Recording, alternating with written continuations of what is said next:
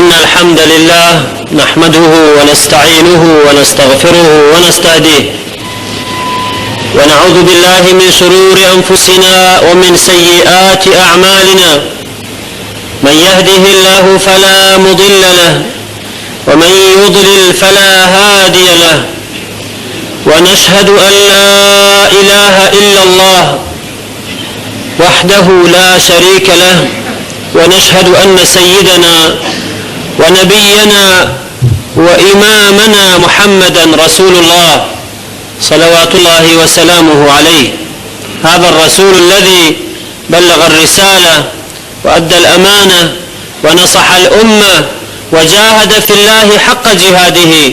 حتى أتاه اليقين، وتركنا على المحجة البيضاء ليلها كنهارها لا يزيغ عنها إلا هالك، صلى الله عليه وعلى آله وأصحابه إلى يوم الدين. أما بعد، عباد الله، أوصيكم ونفسي أولا بتقوى الله وطاعته ولزوم أوامره وكثرة مخافته، فإن التقوى شعار المؤمنين ودثار المتقين، ووصية الله سبحانه وتعالى في الناس أجمعين. قال الله في كتابه الحكيم: أعوذ بالله من الشيطان الرجيم: يا أيها الناس اتقوا ربكم الذي خلقكم من نفس واحدة وخلق منها زوجها وبث منهما رجالا كثيرا ونساء واتقوا الله الذي تساءلون به والأرحام إن الله كان عليكم رقيبا. إيمان داراني برز، أي شوين كوتواني پیغمبری پیشوامان محمد صلى الله عليه وسلم، أي عاشقاني خوا و ديني خوا و پیغمبری خوا، أي أو كساني خواتان پیغمبرتان دينكيتان لخوتانو لخزمو كسو همو دنيا خوشتر دوه. سلامي خواهي پروردگارتان لسر به مهرباني و رحمتي خواهي گوره برجه بسر ايوه و همو مسلماناني دنيا لو روژه پیروزه ده. ربي خواهي ايمه و همو مسلماناني دنيا لبهش تابيك و كوب كيوه. ربي خواهي بگناهي ايمه لقل ايمه نكي و رحمي خود بسر من دا برجيني، قلمي عفو بسر گناه كان من دا بيني، خواهي شفاين خوش يكان من بدي، خواهي درو درون من بو خود ساغ كيوه، خواهي لمردوكان من خوش بي، خواهي هدايات من بدي بو زياتر بتوان عبد راستقيني توبين يا رب العالمين. برزان همو انسانك دو ديوي هي، ديوي ناووي وديوي دروا. ناوروش انسان كبريتية لقناعت، بريتية لمبدأ، بريتية لبيرو باور، بريتية لنيتي ساغ، او پیوندی بنا وروچی انسان و بدیوی ناوی انسان وی دیوی دروی انسان بريتية لو كارانا لو اركو فرماناني كا اندامكان بتساو بزمان بدست بحركاتي بدنيتر كاريان لسر دكري دیار دیوی ناوی انسان گرنگتر لدیوی دروا. اگر خوانا خواستا دیوی ناوی انسان بو خواه اگلانه بیتوا اوی که لدیوی دروا دا بروالت دبینه استفاده لناکا. بون من اخوة قرد فرمي انما يتقبل الله من المتقين. خواهي قرد كردوكاني چه قبول دكا؟ كردوكاني تقوى داران. انما يتقبل الله من المتقين. خواهي قرد تنها كردوي تقوى داران قبول دكا وپاداشتی خيران نسر اداتوا. تقوى لچوية؟ پیغمبر فرموی صلی الله علیه وسلم و اشارتی بو سینجی مبارکی خوی کرد، فرموی التقوى ها هنا. فرموی تقوى لناو سینگ دایا، تقوى لیره. تقوى پیوندی بدن و درون وی. اگر انسان ایک درونی پاک بے، دلی پاک بے، ئەو معنەی وایە ئەندامەکانی تریشی پاک دەردەچن وەزیفە و کاری ڕواڵەتی تریشی پاک دەردەچن جا ئێمە لەسەر ئیخلاص و لەسەر پابەندبوون بە شەرع و لەسەر سەبر و سووربوون و مانەوە لەسەر ئیخلاص و پابەندبوون بە شەرع لە وتارەکانی ڕابردوودا دوایین ناینەوە سەری ئەوەندە هەیە لە وتاری ئەمڕۆدا دەمەوێت لە ژێر ڕۆشنایی چەند ئاەتێک و فەرمودەیەکدا ئیشارە بە گرنگی دیوی ناوەوە ئینسانەوە بکەم کە دەروونە کە دڵ و دەروونە دەگوترێ ڕانە کەس پیاوی چاکە پیاوێکی پاکە معنەی وانەیە کە دەگوترێ پیاوێکی پاکە تەنها پاچی جلوبەرگ بێ لەبەرەوە پێی بگوترێ پیاوێکی پاکە لەبەرەوە نییە کە ئەمڕۆ چۆتە حەمام و جوان سەر و بەدەنی خۆی شۆردووە و هاتۆ دەرەوە پێی دەگوترێ پیاوی پاک ئەگەر ئەو مستەڵەحە ڕاست بێ دەبێ بەو کەسانە کە هەر ڕۆژێک ناڕۆژێک کە ڕۆژێ جارێک بەلای کەم دەستنە حەمامێ و دێنە دەرەوە بەوانە بگوترێ پیاوی پاک و پیاوی چاک ئەوەی کە ڕەنگ و ڕوخساری لە ئارەقەی ئیشکردن و ماندووبوون و کرێکاری و جوتیاریدا دەبینرێ ئەوە پێی نەگوترێ پیاوی پاک و پیاوی چاک دیارە پاک و چاک مەبەست لە پاک و چاکی معنەویە کە دەگوترێ فڵانە کەس چاوی پاکە یا زمانی پاکە یا داوێنی پاکە یان دەستی پاکە یا دڵی پاکە دەرونی پاکە معنەی وانەیە ئەوە شتێکی پاکی بەدەستەوەیە یا لە ڕووی جەسەدی و بەدەنیەوە پاکە معناوە لە ڕووی معنەویەوە پاک معناوەیە گوناه و تاوانی بەسەردانایەن کە دەگوترێت دەمی پیسە معنای وانەیە شتێکی پیسی بەدەمەوەیە کە دەگوترێت دەستی پیسە معنای وانەیە شتێکی دەستی بە پیسی بەدەستەوەیە معناوە دەستی لە خراپە بەکاردێنێ لە دزی بەکاردێنێ لە لێدانی چەوساوە و مەزلومین بەکاردێنێ دەستی لە خیانەت و فێڵ و تاکەبازی بەکاردێنێ کە دەگوترێت داوێنی پیسە معنای وایە لە بێشەرعیدا بەکاری دێنێ کە دەگوترێت دەرونی پیسە معنای وایە دڵ و دەرونی پڕە لە خیانەت دڵ و دەرونی پڕە لە فێڵ دڵ و دەرونی پڕە لە غەش دڵ و دەرونی پڕە لە درۆ لە بوهتان لە جاسوسیکردن لە قسەهێنان و بردن بۆ ناو مسلمانان کە دەگوترێت دەرونی پاکە معنای وایە دەرونی لە ڕووی معنەویەوە پاکە خیانەتی تێدا نییە غەشی تێدا نییە درۆی تێدا نییە بوهتان و فێڵ و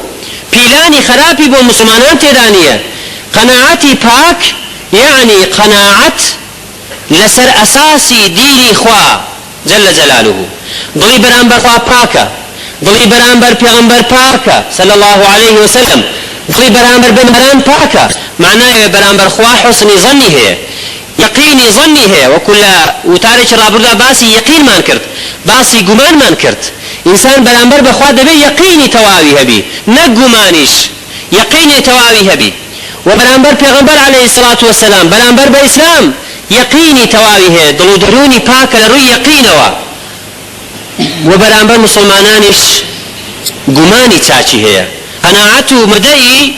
لە دڵ و دەرونیدا ئیسلامەکەی وای پێ دەڵێ کە دڵی پاک بێ بەرامبەر بە ئیماندان خۆشەویستەکانم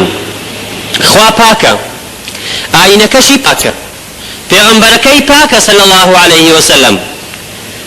مزگەوتەکانیشی پاکن بۆیە ئەوانەش کە خۆیان بە شوێن کەوتوی دینی خوا دەزانن ئەوانەی کە خۆیان بە خاوەنی پەیامی ڕەب العالەمین دەزانن خۆیان بە ئەهلی مزگەوت دەزانن دەبێ پاک بن چونکە خوا پاک چونکە پێغەمبەرەکەیان پاکە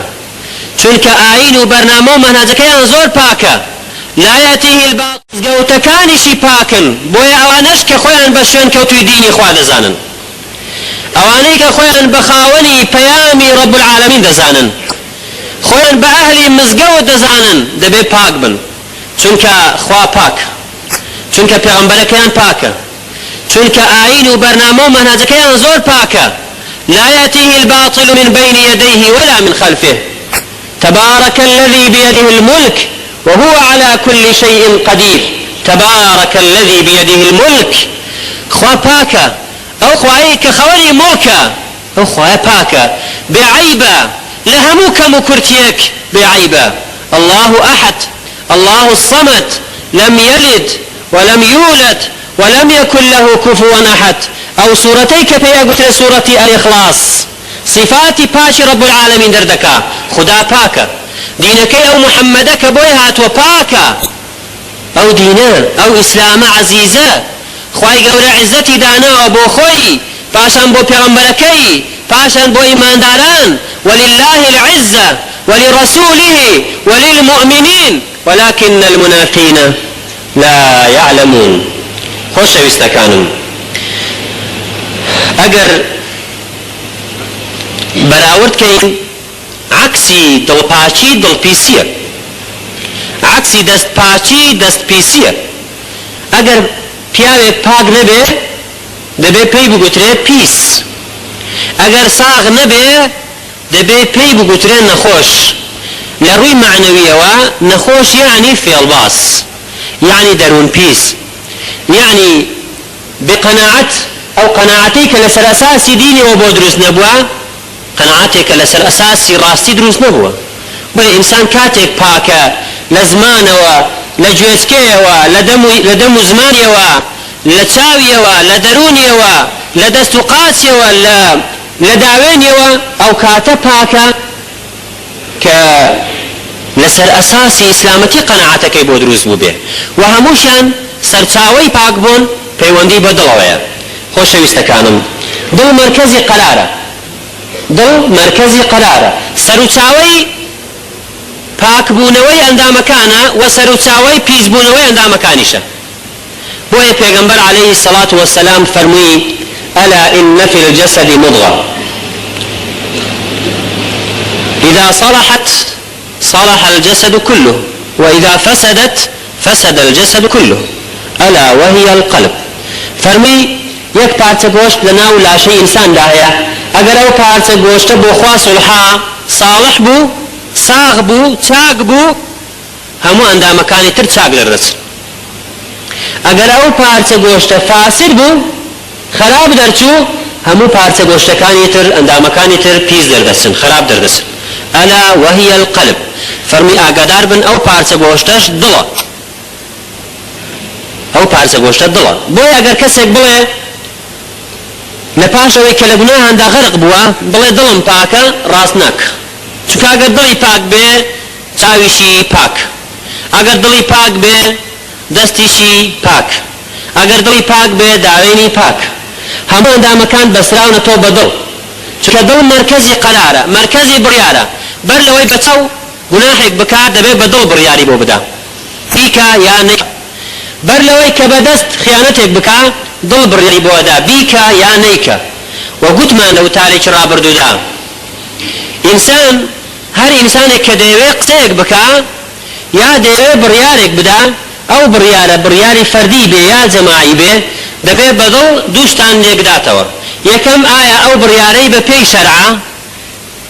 تازوویدا لەگەڵ شەرع پێش ئەوەی دەری بڕێ بزانێ لەگەڵ شەرع تێک دەکاتەوە یان نا چونکە ئەگەر لەگەڵ شەرع تێک نەکاتەوە هەموو ماندووبوونەکەی دەچێتە خەسار دووەمینیش ئایا بڕیارەکەی ئایا قسەکەی گفتارەکەی کردارەکەی لەبەر خاتری خوایە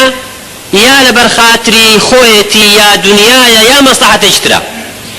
گوتمان ئەو دوو شتە زۆر مەرجن یەکەم لەسەر ئەساسی دینی خوا دووەم لەبەر خاتری خوا بۆیش هەموو جار پێغەمبەر عەلەیهی السەڵات وەسەلام کە دەیویست ئیشێک بکات دەیگوت بسم الله ئینسان کە کار دەکات دەبێت بڵێ بسم الله بە ناوی خواوە دەست بە هەموو ئیشێک بکات ئەگەر لە مەجلیسێ دەیەوێت قسام بکات دەی بڵێ بسم الله ئەگەر بیەوێ هەڵەستێ لە مەجلیسێکدا دوای تەواوبوون سوپاسی خوا دەکات ناوی خوا دێنێ ئەگەر بیەوێ دەست بەکارێک بکات بناغەی خانوویەک بکات بسم الله دەکات بچێتە سەفەرێک بسم الله دەکات دەست بەکارێکەوە بگرێ معاملەیەک دەست پێ دەکات دەی بڵێ بسم الله. بسم الله یعنی چی؟ بسم الله یعنی سێشت، یعنی یەکەم خوایە بە ناوی تو دەست پێ دەکەم، بە پشتیوانی تو دەست پێ دەکەم، ئەوە یەک. دووەم یعنی خوایە لەبەر خاتری تو ئەو ئیشە دەکەم. سێیەم یعنی خوایە لەسەر ئەساس و بنچینەی بەرنامەکەی تۆ دەست بۆ کارە دەکەم. سێشت بسم الله یعنی خوایە بە پشتیوانی تۆ، یعنی خوایە لەبەر خاتری تۆ، یعنی خوایە لەسەر ئەساسی دینەکەی تۆ. جا هەر ئینسانێک لە هەموو کار و کردەوەیەکیدا ئەو سێشتەی تێدا بەدیکرا ئەوە ئیشەکەی تێدا سەر دەکەوێ و ناجح دەبێ. با لە دنیاشدا ناجح نەبێ بەڵام لە قیامەتتا چونکە لەبەر خاتری خوا کردوێتی پاداشتی نەبراوەی لەسەر وەردەگرێت بە پشتیوانی خوا، لەبەر خاتری خوا، لەسەر ئەساسی دینی خوا. خۆشەویستەکانم، دڵی پێچ هیچ کاتێک حەق وەرناگرێ. بۆیە خوای گەورە دەفەرمێ لە قورئان ولقد ذرأنا لجهنم كثيرا من الجن والإنس لهم قلوب لا يفقهون بها. ئەفەرمێ ئێمە بۆ دۆزەخمان بە ئارزدا بڵاو کردوونەتەوە و خەڵکێکمان دروست کردووە بۆ دۆزەخ کە هیدایەتیان وەرنەگرتووە، دڵیان هەن بەڵام بە دڵەکانیان حەق وەرناگرن. نافەرمێ دڵیان نین، ئەفەرمێ دڵیان هەیە بەڵام بە دڵەکانیان حەق نابیستن، حەق وەرناگرن، تێی ناگەن، حاڵی نابن. زۆر جار کەسێک دادەنیشێ لە بەرامبەرت دێتەوێ حاڵی بکەی، ئە مۆزوعێک تێی بگەێنی، دادەنیشی بەڵگەی ئاەت و حەدیثی بۆ دێنیەوە. خوا وا دەفەرمێ جل جلاله، پێغەمبەر وا دەفەرمێ صلی الله عليه وسلم، علەما وا دەفەرمون ڕزای خوایان لەسەر بێ. واقعەکە ئەوایە بەڵام خۆی قەناعەت ناکە. قەناعەت ناکە لەبەر چییە؟ لەبەرەوەی دڵی نەخۆشە. لەبەرەوە دڵی نەخۆشە، چونکە هەر کەسێک دڵی ساک بێ دەبێت تەسلیمی ئاياتی رب العالمین بێ. هەر کەسێک دڵی ساک بێ نابێ مناقەشە لە بەرامبەر حەدیثی پێغەمبەر بکە صلی الله عليه وسلم. هەر کەسێک دڵی پاک بێ نابێ لە ئیجماعی علەما دەرچێ. بەڵێ خۆشەویستەکانم، دڵ پاچی یعنی تەسلیم بوون بەخوا، یعنی ئەو دڵی خوا بە پاچی دەزانێ، ئەو دڵی ئیسلام بە پاچی دەزانێ، ئەو دڵی سنەتی پێغەمبەر صلی الله عليه وسلم پیادە دەکا. بەڵێ خۆشەویستەکانم، بۆیە هەموو کاتێک جیاوازی نێوان دڵی مسلمانان و دڵی کافرەکان و منافقین بریتە لە چەند شتێک.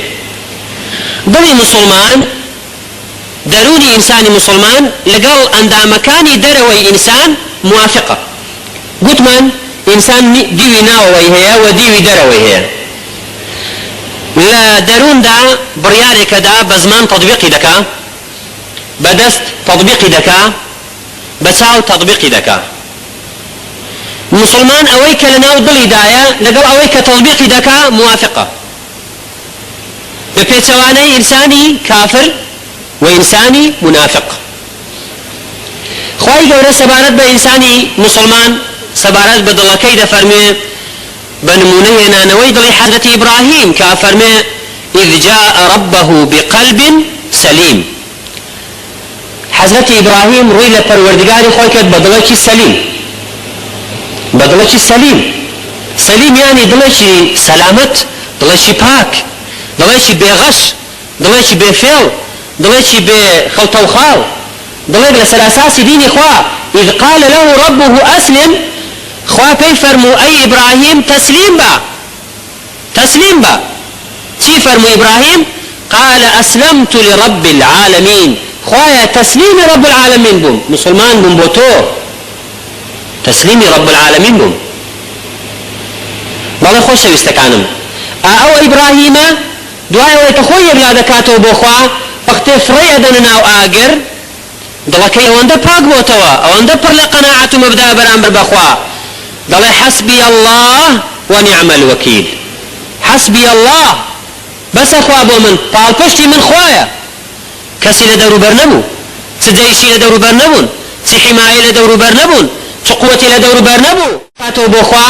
وەختێ فڕێ ئەدەنە ناو ئاگر، دڵەکەی ئەوەندە پاک بۆتەوە، ئەوەندە پڕ لە قەناعەت و مەبدا بەرامبەر بەخوا، دەڵێ حەسبی الله ونعم الوەکیل. حەسبی الله، بەسە خوا بۆ من، پاڵپشتی من خوایە. کەسی لە دەوروبەر نەبوو، چ جەیشی لە دەوروبەر نەبوون، چ چی حمایە لە دەوروبەر نەبوون، چ قووەتی لە دەوروبەر نەبوو، بە قووەتی ئەوانەوە بنازێ، بەڵکو کەفرەیان دەبوون ئاواگر. قال حسبي الله ونعم الوكيل، بس اخوا پاڵپشتم بێ ونعم الوكيل، باشترین وەکیلیشە بۆ من، باشترین پاڵپشتە بۆ من. نعم المولى ونعم النصير ومن يتوكل على الله فهو حسبه. خواش فرمووی جل جلاله هەر کەسێک پشت بەخوا بەستێ و ڕاست بکا لەگەڵ خوا بەسێتی. خوا نایدێ. بۆیە حەزرەتی ئیبراهیم بەو قناعەتە، بەو دەروون پاچیە، بەو مەبدا ڕاستەقینەیە ڕۆیش بۆ ناو ئاگرەکە. وەختێک کە خوای گەورە دەبینێ حەزرەتی ئیبراهیم بەو شێوەیە قەناعەت و مەبدەی دامەزراوە بۆ خوا گونجاوە، بە ئاگر دەفەرمێ یا نار كوني بردا وسلاما على إبراهيم. أي آگر سارد با ساردێکی سەلامەتیش بە. لەسەر ئەساسی چی؟ لەسەر ئەساسی قەناعەتەکەی حەزرەتی ئیبراهیم، لەسەر ئەساسی مەبدە و عەقیدەکەی حەزرەتی ئیبراهیم. دەبێ عەقیدە و مەبدەی ئینسان ئاوا دامەزراو بێ بۆ خوا بگونجێ، لەبەر خاتری خوا بژی و لەبەر خاتری خوای گەورە بمری. بەڵێ بۆیە حەزرەتی موساش وەختێک کە ڕوبەڕووی فرعون دەبێتەوە، ئەوانەی کە لە دەوروبەری حەزرەتی موسا دەترسن، قال أصحاب موسى إنا لمدركون. دەڵێن برادرانی حەزرەتی موسا گوتیان ئێمە تازە فەوتاین. لەگەڵ ئەوە حەزرەتی موسا فەرمووی کەلا وانیە وەکوێوە دەڵێن إن معي ربي سيهدين، بەڵکو پەروەردگاری من لەگەڵ مندایە و هاوکاریمان دەکا، ڕێڕوونیمان دەکا، خوا بەزایعمان نادا. خۆشەویستەکانم، کەسێک قەناعەت و مەبدەی لەگەڵ خوادا بێ، لەگەڵ دینی خوادا بێ، قەناعەتی پاک بێ وەکەوەی کە ئیسلام ئەمری پێ کردووە، خوای گەورە قەت بەزایعی نادا، خوای گەورە قەت بەزایعی نادا. پێغەمبەر عەلەیهی السەڵات وەسەلام چونکە دەرونی پاک بوو، چونکە بە بسم الله دەستی پێکرد لە غاری حەڕا، چونکە بە بسم الله لە ماڵەکەی خۆیەوە دەستی پێکرد کە خۆی بوو، خێزانەکەی بوو خەدیجە، ئەبوو بەکری سیدیق بوو لە پیاوان، عەلی کوڕی ئەبی تاڵیب بوو لە منداڵان. بەڵێ پێغەمبەرێک، پیاوێک، ئافرەتێک، منداڵێک، بەڵام بە بسم الله دەستی پێکرد، چونکە بە بسم الله دەستی پێکرد، خوای گەورە پشتی گرت، خوای گەورە ئیشەکەی بەرەکەت تێکست، خوای گەورە وای کرد تەرەقەتی بە دینەکەی و بە بیر و باوەڕەکەی بدات. بۆیش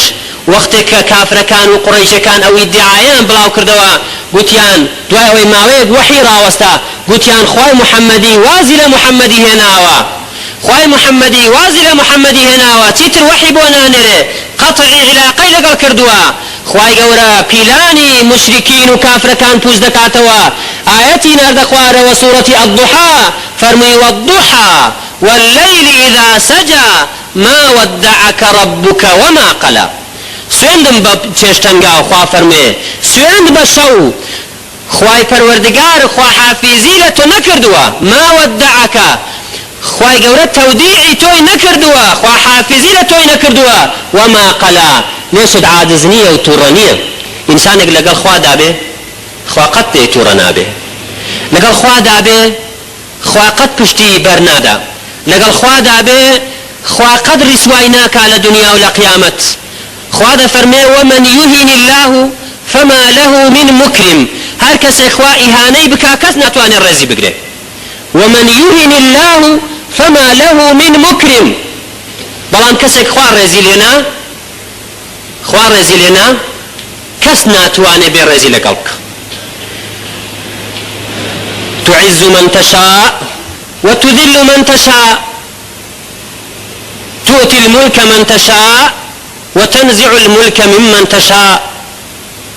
ئەوەی کە خوا عەزیزی دەکا هەر خوایە، ئەوەی کە خوا زەلیلی دەکا هەر خوایە، ئەوەی کە خوا موچی ئەداتێ هەر خوایە، ئەوەی کە خوا موچی لێدەسێنێتەوە هەر خوایە جل جلاله. خۆشەویستەکانم،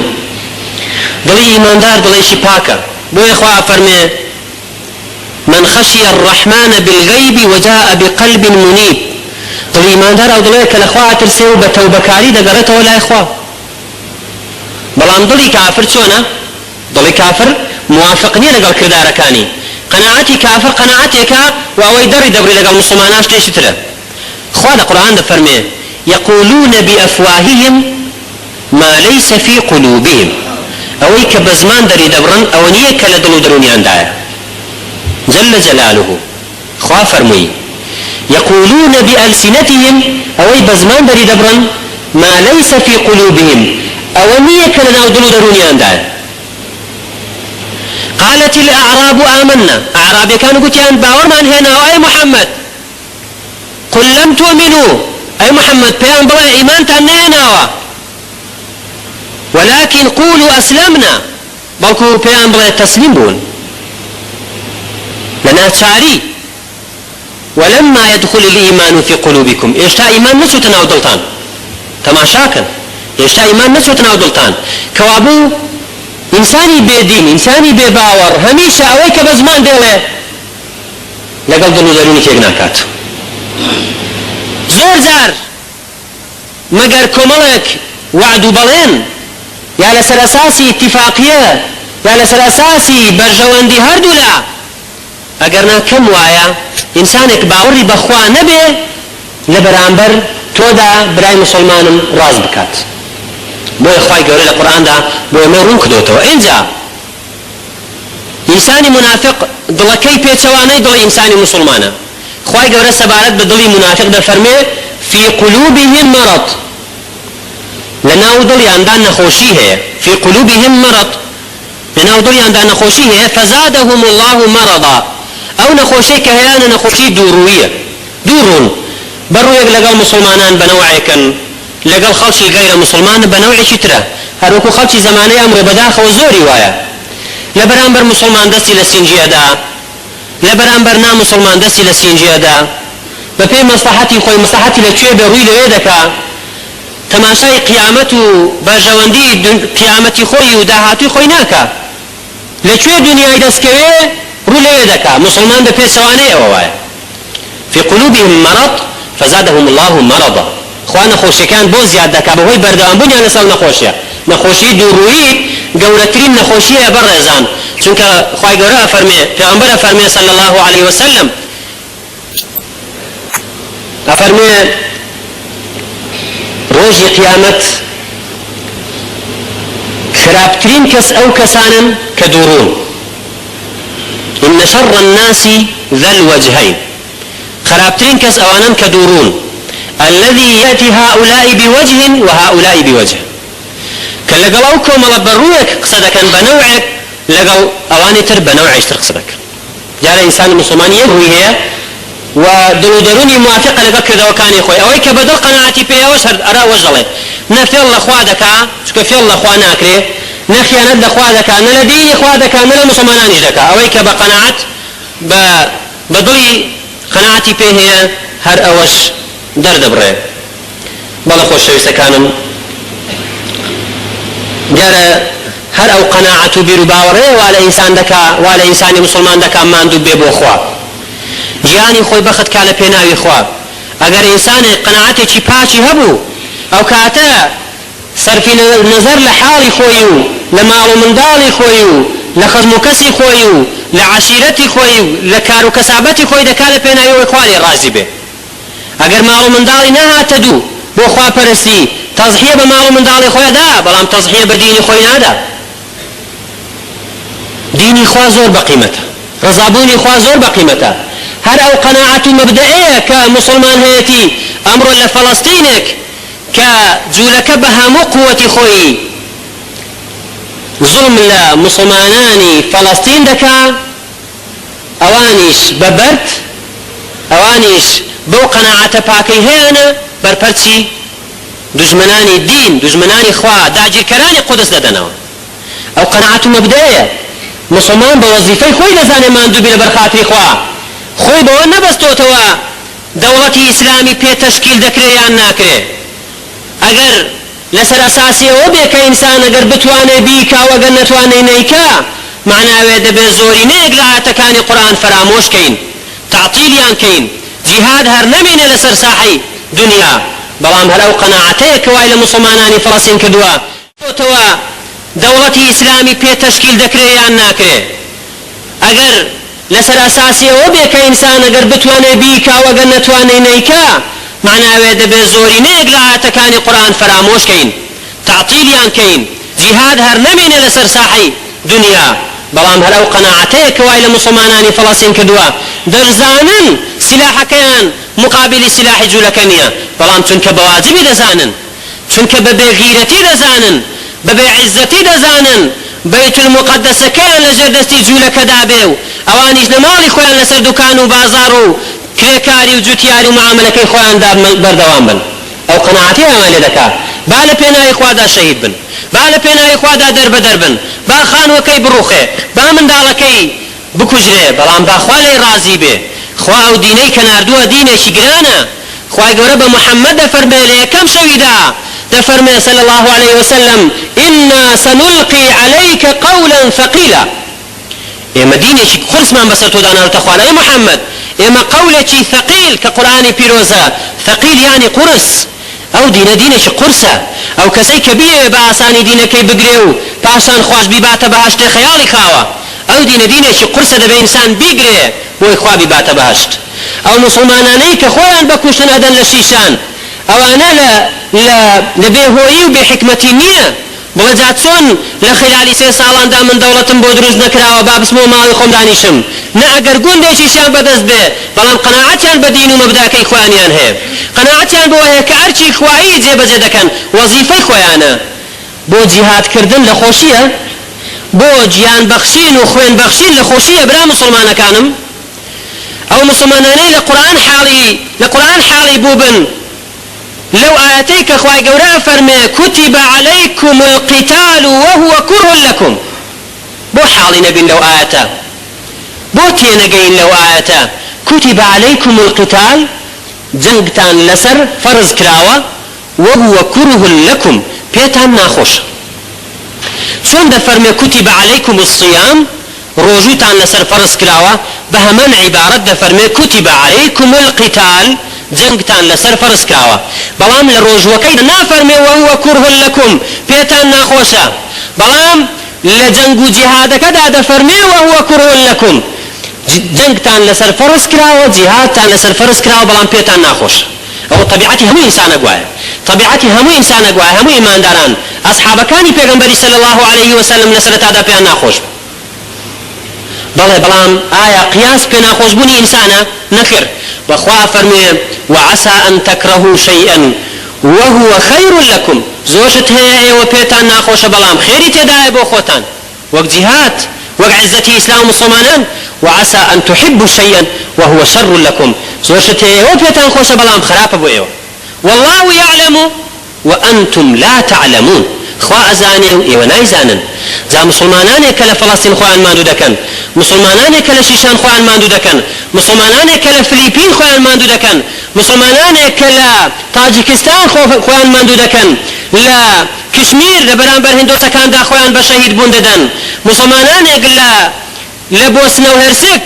كصالحاي صال بدستي قورترين دجمني صربيا ومسيحيا كانوا چەوسانەوە و جهادیان کرد هەتا حکمی خۆیان وەرگرت هەتا دەوڵەتی ئیسلامیان دامەزران بۆ دەبێ مسلمان پێی وابێ کە کاکە مادەم ئەمڕۆ دەوڵەتی مسلمانان بە من دانامەزرێ با بسمۆ لە ماڵی خۆم دانیش بەڵێ خۆشەویستەکانم ماندوو بوون لەسەر ئەساسی ئەو قەناعەتەیە کە ئینسان لە دڵ و دەرونیدا هەیە ئەگەر ئینسان قەناعەتی بە شتێک بوو لەسەری بەجواب دێ تۆ خێزانەکەی خۆت خۆش دەوێ تۆ ناموسی خۆت خۆش دەوێ ئایا قبوڵتە کەسێک جوین بە خێزانەکەت بدا ئەگەر کەسێک لە مقابلتدا جوین بە خێزانەکەت بدا خۆتی لەسەر نادەیە کوشت هیچی دێتە بەرچاو ئەو کاتە ئەو کەسێک هەڕەشەی کوشتن و هەڕەشەی تعەداکردن و ئیهانە پێکردن بەرامبەر بە دایکت بەرامبەر بە خوشکت بەرامبەر بە کچەکەت بەرامبەر بە خێزانەکەت بەرامبەر باوک و دایکت بکالێ قبوڵ دەکەی ئەی چۆن ئەگەر ئیهانە بە دینی خوا بکرێ ئەی چۆن دینی خوا خۆشەویستتر نیە لە خێزان دینی خوا خۆشەویستتر نیە لە دایک و باوک دینی خوا خۆشەویستتر نیە لە هەموو شت کەوابوو ئەوەی کە لە فەڵەستین خۆی بە شەهیدکردن دەدا لەسەر ئەساسی حکمەتێکە لەسەر ئەساسی دینی خوایە ئەگەر نا ئەگەر مەبەستی پاراستنی خاو خێزانی بێ چۆن 6 ملیۆن کەس ئێستا کە مهاجرە و لە فەڵەستین چۆتە دەرێ ئەو 4 ملیۆنەی کە لێشی ماوە ئەوی دەهاتە دەرێ و ئەو کاتە بە سەلامەتی خۆی و خێزان و خزم و کەسوکاری دەژیا بەڵام بە دینی دەزانێ بە مەبدەی دەزانێ بۆیە بەڕێزان خۆشەویستەکانم خزمەتکردنی دینی خوا عەقیدە و مەبدا ماندووبوون لە پێناوی خوا عەقیدە و مەبدا بۆیە دەبێ ئێمە مسلمان دڵ و دەروونمان پاک بێ لە بەرامبەر دینی خوا عەقیدەیەکی پاکمان لە دڵ و دەرووندا هەبێ بیر لەوە نەکەینەوە خوای گەورە لە دنیادا دێنێتە دەسمان یان نایێنێتە دەسمان گرنگەوەی لە قیامەتتا لە بەرامبەر خوا ڕووسور بین ڕووسپی بین شەرمەزاری دینی خوا نەبین شەرمەزاری ڕۆژی قیامەت دەبین بەڵێ خۆشەویستەکانم دیارە ئینسانی مسلمان لە بەرامبەر خوادا دەبێت دڵی پاک بێ لە بەرامبەر پێغەمبەری خوادا گەورەترین خۆشەویستیمان دەبێت بۆ خوا پێغەمبەر بێ أن يكون الله ورسوله أحب إليه مما سواهما مسلمان دەبێت خوا پێغەمبەری لە هەموو شتێک زیاتر خۆش بێ لە هەموو شتێک زیاتر خۆش بوون یعنی چی یعنی بەدڵ بقناعته وتسليم دين خواه وتسليم سنة پیغمبر به صلى الله عليه وسلم چونکه هر کسی بله خوام خوشوه دبه شون کوتی دینه کی به هر کسی بله پیغمبرم خوشوه دبه شون کوتی سنت کانی به صلى الله عليه وسلم و پاشانیش لبرانبر ایمان داران دا دلو قناعت من قناعتی شی پاک به گمانی خراب بخلق نبین گمانی چاک من برانبر مسلمانان هبه اجتنبوا كثيرا من الظن خواه فرموی جل جلاله خوتان لزور گمان پارزن هرچی که گمان بخیال داده بدل داده برانبر بمسلمان بنای لسر مکه يا أيها الذين آمنوا إن جاءكم فاسق بنبأ فتبينوا أي خوشنا خواه فرمائك أي من دارنا وقت كسك دي خبرك تان بودينه خبركي تحقيق كان أوجا قصي لسر بناب كان أوجا بريارك لسر بناب كان هروا بقوتي كسك كقصيك تان بودينه باور مكان كسك دي بولاد الله فلانا كس بياوي خرافة يكسر ضربي صفري كيو ضربي شي بسر دابينيو دێتەلات دەڵێ فلانەکە زەمی کردی یەکسەر بڕیاری ناشرین کردن و بڕیاری حقد و بغزت بەرامبەری بدەی دیارە ئەوە پێچەوانەی ئەو ئاەتە پیرۆزێ تیبیان دەبێ بکرێ ڕوونکردنەوە دەبێ بکرێ دەبێ ئینسانی مسلمان قەناعەتێکی پاک بێ لە بەرامبەر ئیمانداران لە بەرامبەر دایک و باوکی چونکە هەر ئەو قەناعەتەشە کەوا لە ئینسان دەکا ڕواڵەتە زاهیریەکەی پاک بێ ئەمن ئەگەر دڵم پاک نەبێ زمانیشم پاک نابێ دڵم پاک نەبێ ڕووشم خۆش و شیرین نابێ مسلمان اگر دیوی لمالش رو خوش بێ و لە بەرو بازار رو خوش بێ و لەنا مسلمانان رو خوش بێ با قەناعەت و دڵ و دەرونی ساغ و پاک بێ ئەو کاتە ڕووی خۆش دەبێ بەداخەوە زۆر کەس کە دەچێتەوە ماڵێ پێی عیبە سەلام لە ماڵ و منداڵی خۆی بکە ڕووی ئەوەندە گرژە پێی وایە تەنازولە ئەگەر سەلام لە خێزانەکەی بکە لە سەفەرێ دێتەوە لە جیاتی ئەوەی بڵێ خاو خێزانم ئەرێ وەزعتان چۆنە وەزعتان چۆن بوو ساغی و سەلامەتیتان کەس میوانمان هادیان نەهات کۆمەڵ پرسیار وەڵام لەوانەیە خۆی بە شانیەوە نەزانێ زۆر قسە لەگەڵ خێزانی خۆی بکە لەوانەیە خۆی بە شانیەوە نەزانێ کە هاتەوە سەلامی لێ بکە السلام علیکم ورحمة الله وبركاته خۆ سەلامکردن هەر بۆ جەماعەتێک نییە ئینسان کە دەچێتەوە ماڵی خۆی با کەسیش لە ماڵ نەبێ سەلام بکا لە ماڵەوە إذا دخلتم بيوتا فسلموا على أنفسكم تحية من عند الله مباركة طيبة كذا ماڵەوە